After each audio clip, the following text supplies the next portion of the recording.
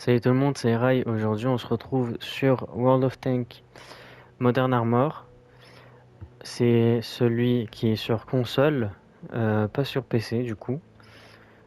Euh, alors aujourd'hui, concrètement, je vais vous montrer ce que j'ai appris, ce que je peux vous apprendre, certaines astuces, certaines bases, euh, voilà, que j'ai appris au cours de 7 ans de jeu. Je suis pas un professionnel des chars, évidemment, il y a sûrement mieux que moi. Mais moi, je pense que je peux apprendre à ceux qui pensent se lancer ou qui se sont déjà lancés mais qui comprennent pas le but du jeu, comment gagner certaines choses, ou tout simplement, voilà, pour ceux qui veulent se divertir, bah, bienvenue à vous. J'espère que je vais répondre à vos questions et que je vais vous amuser, hein, c'est le but. Ok, alors très bien. Concrètement, là, j'ai pas fait d'emploi, donc, enfin d'emploi, c'est-à-dire que je sais pas par où commencer, donc on va faire tout au fur et à mesure. Alors, très bien. Alors, on va commencer tout de suite par les chars. Je vais vous montrer la base du jeu, c'est les chars. C'est un peu logique, on est sur World of Tanks. Alors, très bien. Alors, là, actuellement, on est dans l'Alliance de l'Ouest. C'est-à-dire que on a les Américains, enfin les US, avec le jusqu'au. Alors, je vais bien évidemment parler jusqu'au, c'est-à-dire que je vais pas parler des chars en parlant du M46 ou en commençant par le M24 ou enfin voilà, vous avez compris, je vais pas commencer par parler par les chars de base, mais par les finalités, c'est-à-dire que là je vais parler du M3A2 et pas celui qui est tout premier. Voilà. Voilà. On a jusqu'au M1A2. Normalement, il y en a d'autres qui sont sortis, des variantes, dans la vraie vie évidemment, hein. Le Léopard 2A5 pour les Allemands. On est jusqu'au 2A7 actuellement, je crois, même plus. Ensuite, celui-ci, pour les Allemands encore. Pour les Français, le Leclerc série 1. Et pour les Anglais, on a jusqu'au Challenger 2. Je crois qu'on a jusqu'au Challenger 3 dans la vraie vie, même plus, je ne savais pas du tout, franchement. Et pour les Russes, enfin les Russes, excusez-moi, l'Alliance de l'Est, voilà. L'Alliance de l'Est, la variante du M3A2 Bradley, eux, ils ont quoi? On a le BMP3, pardon. Et ensuite, on a le T72BU. On a énormément de variantes. Voilà, comme vous voyez. Ensuite, on a le type 90 chinois, si je ne me trompe pas. Celle-là aussi, je crois. Celle-là aussi. Et celle-là, c'est roumain, si je ne me trompe pas du tout. Dans tous les cas, c'est écrit.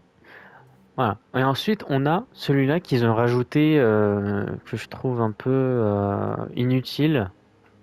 Enfin, les débuts sont inutiles, je trouve, mais pas la fin. Voilà, parce que en fait, ça, c'est les Merkava.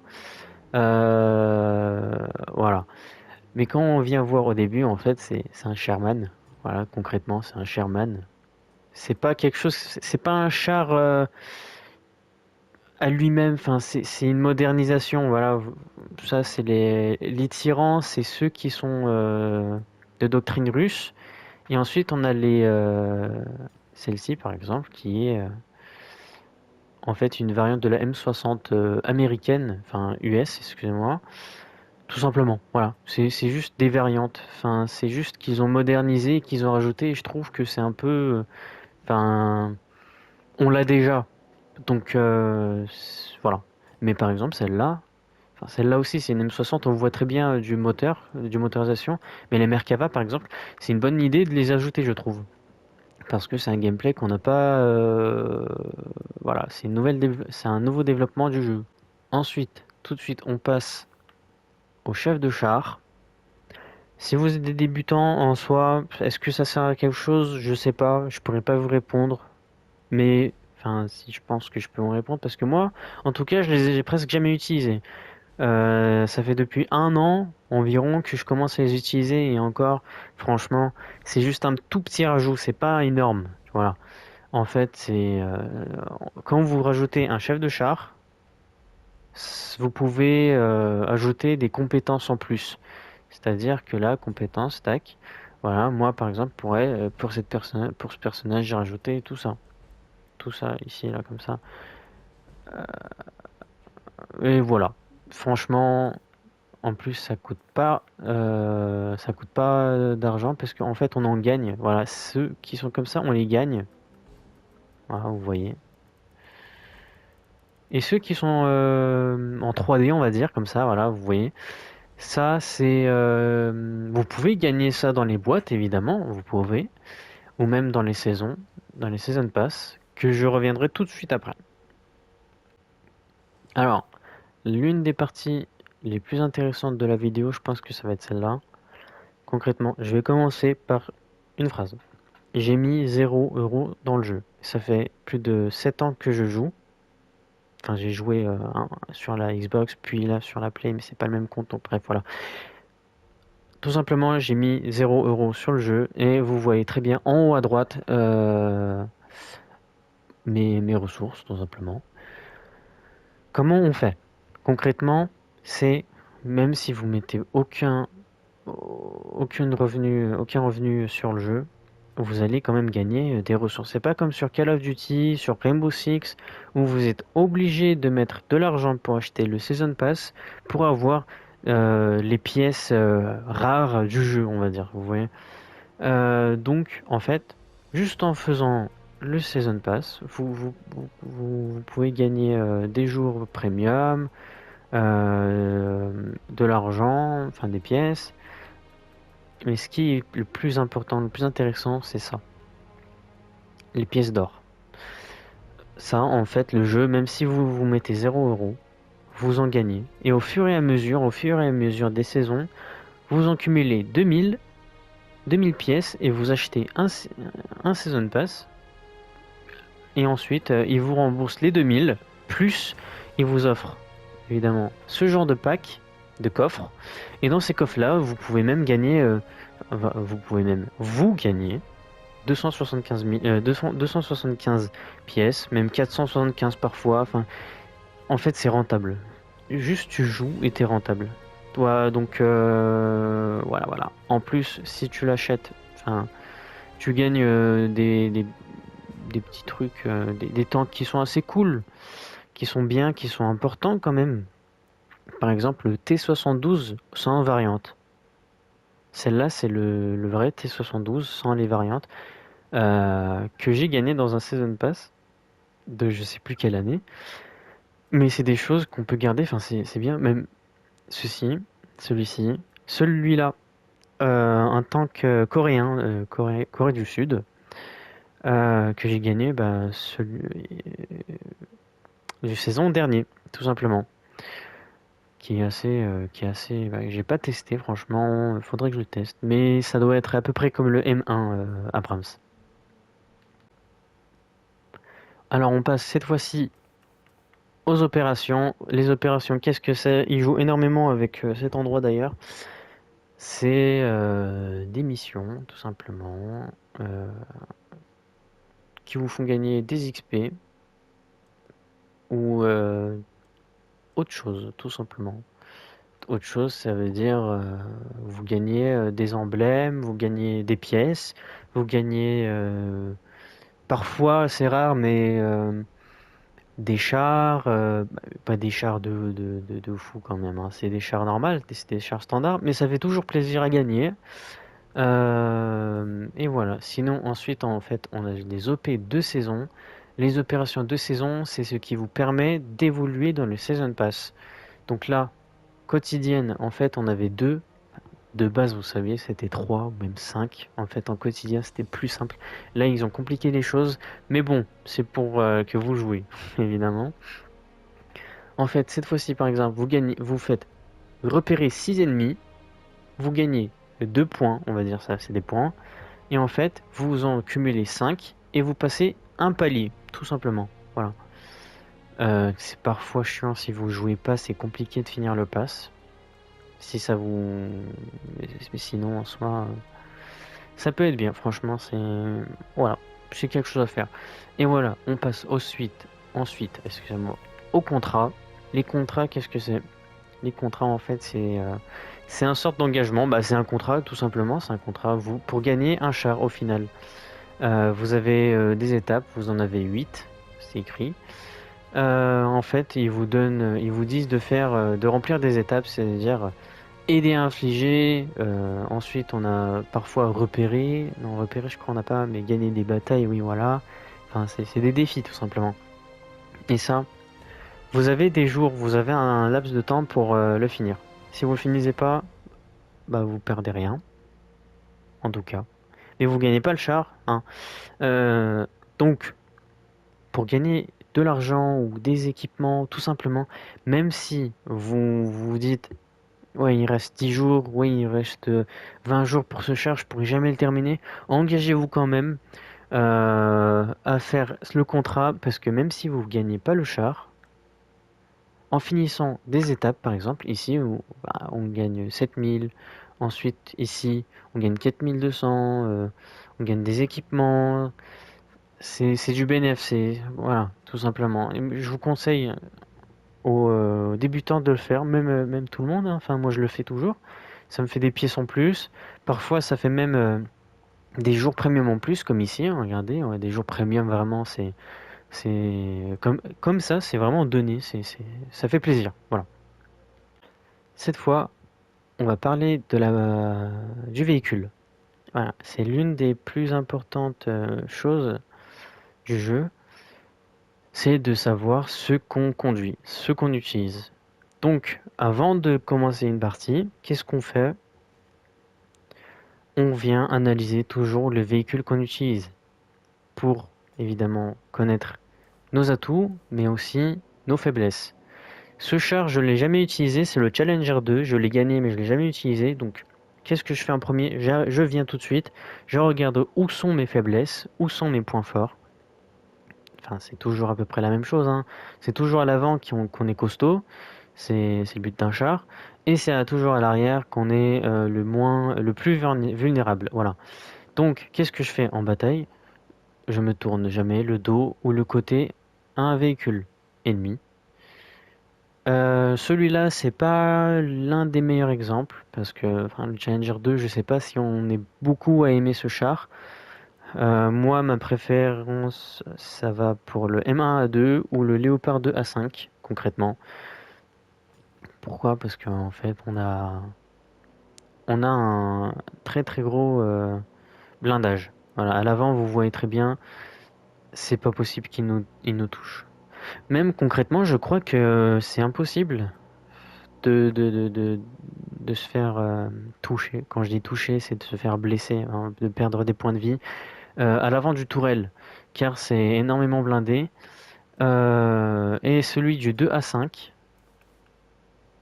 voilà, en fait, voilà, on voit que c'est du bleu, mais en fait, vous voyez très bien qu'ici, en fait, c'est une couche. Voilà. Et que même, c'est pareil que le 2A5. Et d'ailleurs, je crois qu'en fait, sur cette partie du canon, enfin de la tourelle, excusez-moi, les obus, ils rebondissent carrément. Donc, c'est des gameplays qui sont très intéressantes. Et je vais pas comparer à ce char-là, parce que celui-là, je l'ai pas utilisé, donc je me permettrai pas de parler de ce char. Alors, là, on se dit, on a analysé notre char, on sait concrètement nos points forts et nos vulnérabilités. Tout de suite, qu'est-ce qu'on fait? On est en partie, on est en chargement, on regarde tout de suite la map. Donc, on est ici. On voit que par à peu près au centre, comme ça, on a une zone urbaine. Donc, ça veut dire que va falloir jouer avec les angles et que à gauche de la map, on a un champ libre. Donc, faudrait faire attention aux tirs de loin, tirs de snipe, on va dire, car ceux qui sont ici pourront voir ceux qui sont ici. Si au centre, si au milieu, il n'y a pas de montagne, s'il y a pas de, s'il y a un creux, c'est foutu. Mais en plus, c'est la map qu'on peut sniper concrètement. Alors on est là. Qu'est-ce qu'on fait? On voit bien qu'il y a des collègues qui sont en train de partir à travers le champ, enfin la zone libre, on va dire. Et on en a quelques-uns qui se sont postés à la partie urbaine. Concrètement, si on est débutant, qu'est-ce qu'on doit faire? On doit attendre de voir où les alliés ont besoin de puissance de feu. Car ce jeu, il faut jouer concrètement en équipe pour mieux gagner, tout simplement. Si on voit qu'ici ils sont déjà beaucoup, vous voyez énormément, là on est en train de se faire vraiment piétiner là carrément. Donc là, on panique pas, on va tout de suite se cacher avec les collègues parce que si je meurs tout de suite, ça va être un peu chiant à vous montrer certaines choses. Alors, concrètement, voilà, on est là, on suit. Mode de jeu, à quoi il faut faire attention? Ce mode de jeu, c'est-à-dire à guerre froide et pas de Seconde Guerre mondiale. C'est les tirs de lanceurs. Voilà, c'est des fusées en fait, c'est tout simplement des fusées. Et ça fait énormément mal. Voilà, c'est pas passé. Et par exemple, en guerre froide, en fait, on n'a pas les obusiers, c'est-à-dire qu'on peut pas se faire toucher de haut. Alors que en Seconde Guerre mondiale, il y a les obusiers. Donc, faut vraiment faire attention à être très mobile. Voilà. Sur ce genre de ranked, on va dire, on a des chars assez développés. Donc, en fait, on peut se permettre de faire du tir au jugé. Enfin, du tir au jugé, c'est du tir assisté, quoi, tout simplement. Parce qu'en fait, on a une grande précision grâce au développement du char qu'on a. Quand on a un char de débutant, enfin assez ancien, on va dire, les tirs au jugé, c'est un peu plus compliqué parce que voilà, vous avez compris, c'est pas un char assez développé, les jugés, c'est un peu compliqué. Et voilà, qu'est-ce qu'on fait? Là, concrètement, là, je suis en manuel. Là, je suis en tir au manuel. C'est quelque chose que je préfère, moi, quand même. C'est quelque chose que je fais très souvent. Parce que, concrètement, en visée automatique, tac, ça va vous viser tout de suite le centre du char ou je sais pas, quelque chose comme ça. Mais là, en visée automatique manuelle, on vise tout de suite des parties préférables au touchement. C'est-à-dire que en fait, les chenilles, le bas, alors lui il va mourir en tout cas, le collègue, faudrait qu'on aide. Tout de suite l'arrière, voilà, comme ça, tout simplement. Et là, on a sauvé le collègue. Voilà, c'est ça. Ça, c'est le rocket, il l'a loupé. Mais s'il l'aurait mise, ça aurait été, limite, il pourrait y avoir quelqu'un. Ça fait 1000 points de dégâts, donc on en a 3000 ou 4000. Alors, lui, il l'a mise, hein, mais en fait, ça a rebondi. Enfin, ça a rebondi. Enfin, vous avez compris, ça a pas percé. Quand on a ça, c'est de la chance. Franchement, on est heureux, hein. On est heureux. Quand on est en urbain, même tout simplement dans le jeu tout court, c'est quelque chose qu'on doit faire. Comme ça, on vient tout de suite, on tire et on recule tout de suite pendant le chargement. Quand on est rempli, on retire et on se cache pendant le chargement. Parce que si on se met comme ça, on tire, on attend que ça charge et le temps que en fait l'ennemi en face de nous, il nous tire aussi dessus. Donc on se prend des shoots pour rien. Enfin, ça c'est pas la base de World of Tanks, hein, ça c'est la base de tous les jeux de tir où on a des ennemis. Concrètement, on tire, on se cache. On se tire, on se cache, tout simplement. Alors, là, je rentre dans le hangar. Et en fait, je pourrais aussi vous expliquer quoi. En fait, là, quand vous venez, les éléments, en fait, vous les débloquez comme ça, amélioration, tac. Vous voyez qu'en fait, vous avez des améliorations. Bon, en guerre froide, en fait, ils sont pas énormément. Il n'y a pas beaucoup de différence. C'est-à-dire que par exemple, pour celui-là, Pour ce canon-là, vous voyez qu'en fait, je gagne des millisecondes de cadence de tir. Est-ce que ça vaut le coup de gagner quelques millisecondes pour le prix de 2 900 000? Je pense que non. Mais si on va voir ici, tac, par exemple, je sais pas, pour des chars... Ah, on va regarder pour celle-là. Pour celle-là, par exemple, on gagne non seulement en cadence de tir, en dégâts, en pénétration, et en plus, il coûte 57 000. Est-ce que c'est rentable de l'acheter? Vous avez la réponse, tout simplement. Et c'est ça qui est bien en en Seconde Guerre mondiale. Les améliorations, ils sont pas chers, parce que les chars ne sont pas chers, parce que, voilà, ça s'explique, hein, c'est des chars un peu datants. Donc en fait, moi je vous conseille évidemment de les acheter s'ils sont... Enfin, je vous conseille pas d'acheter... Enfin, en soi, en soi, on va prendre celui-là, le char.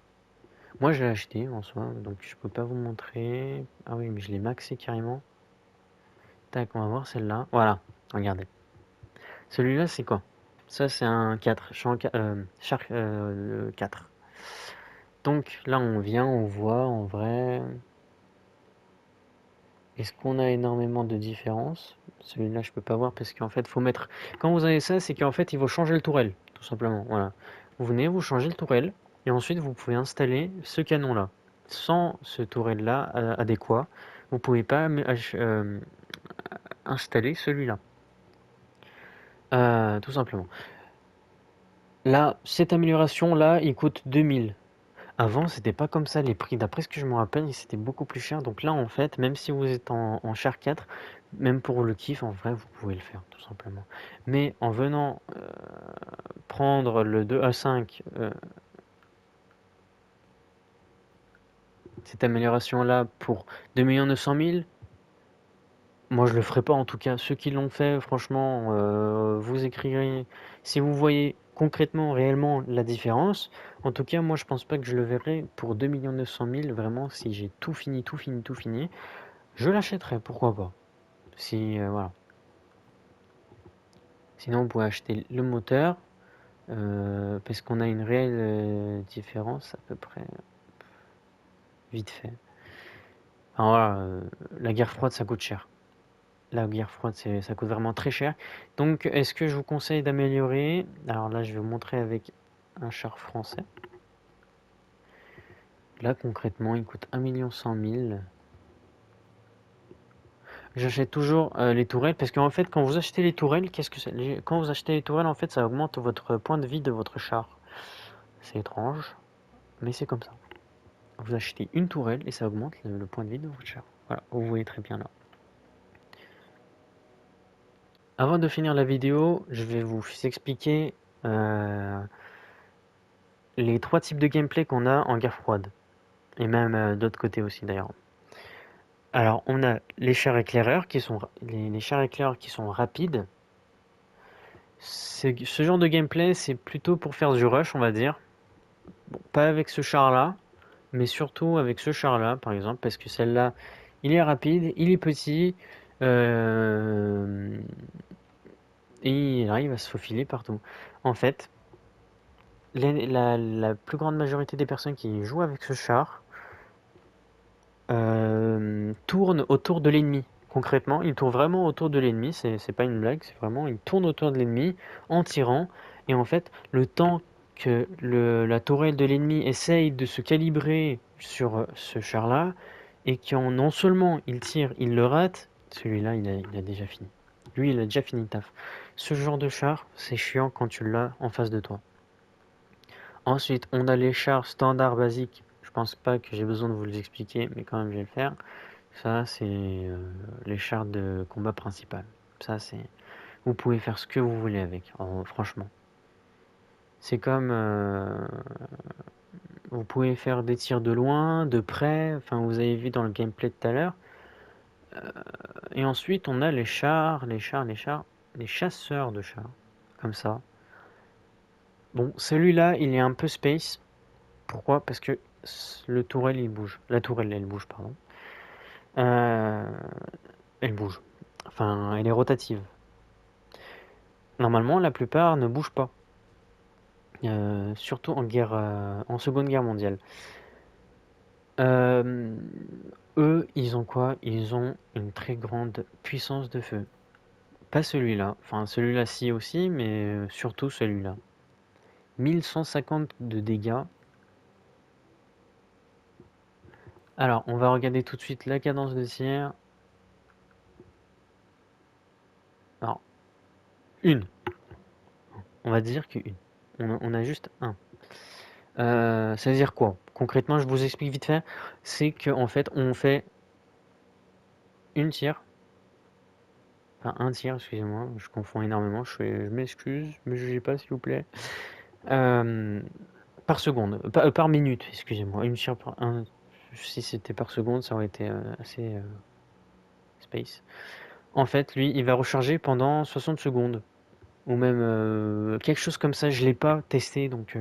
Mais normalement, c'est ça le truc. C'est comme 3000 coups par minute. Ben voilà. Celui-là, il faut avoir peur d'eux. Parce que eux, c'est eux qui sont assez souvent en snipe. De loin, ils tirent. Et c'est des chars qui pénètrent très facilement, la plupart du temps. Donc voilà, en fait, ça dépend de comment vous aimez jouer. Est-ce que vous préférez le rush? Est-ce que vous préférez les deux en même temps? Ou est-ce que vous préférez être à l'arrière tranquillement? Et d'ailleurs, pourquoi ils sont à l'arrière tranquillement? Tout simplement, je vais vous montrer pourquoi. Ils ne sont pas blindés. Tout simplement, ils ne sont pas blindés. Même s'il y en a qui sont blindés, par exemple, celui des Russes, je crois qu'il est blindé. Moi, j'ai celui-là. Tac. Excusez-moi, je me suis trompé. Il est quand même blindé de l'avant, quand même. Mais c'est pas préférable de partir au front concrètement avec des ennemis en rush. Pourquoi? Parce qu'en fait, le temps que tu tournes avec ce char, parce que oui, vous avez vu, la tourelle, elle ne bouge pas celui-là, c'est impossible. Donc, s'il y a un ennemi qui vient derrière toi, tout ça, enfin, qui vient à droite, à gauche, faut que tu bouges immédiatement ton véhicule. Et si t'en as aussi en face de toi, bah tu tournes ton moteur à l'ennemi. Donc si tu tournes ton moteur à l'ennemi, qu'est-ce qui se passe? T'es vulnérable dans tous les cas. Donc c'est foutu. Ça sert à rien.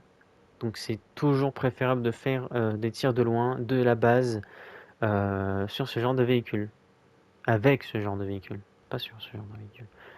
Voilà, tout simplement, franchement, je pense que je vous ai expliqué la totalité de la guerre froide, même si c'est à peu près la même chose pour la Seconde Guerre mondiale, hein, c'est quand même le but du jeu. Voilà, tout simplement. Abonnez-vous et likez la vidéo, partagez-la, commentez concrètement s'il vous plaît. Euh, si j'ai raté des choses, ou si je me suis trompé sur certaines choses, évidemment que je peux me tromper sur certaines choses parce que je joue juste depuis 7 ans, je suis pas un professionnel, j'ai pas des chars dans mon garage. Bah, vous me corrigez. Comme ça, non seulement moi aussi j'apprends, mais en plus ceux qui vont lire les commentaires, ils vont apprendre aussi grâce à vous. Et on est là pour faire du partage, tout simplement. Voilà, je pense que j'ai fait le tour. Peut-être que je ferai des gameplays tout simplement en jouant avec des chars différents. Si vous voulez que je teste, je sais pas, un gameplay avec le BMP2 ou même le 3 parce que je vais l'avoir bientôt. C'est eux qui ont les roquettes. Ou avec les chasseurs de chars, avec les obusiers qui sont en Seconde Guerre mondiale, pas ici. Vous écrivez, vous commentez. Si vous avez des questions, écrivez-les aussi, tout simplement. Et voilà. J'espère que vous avez passé un bon moment. Et j'espère vous retrouver à très vite.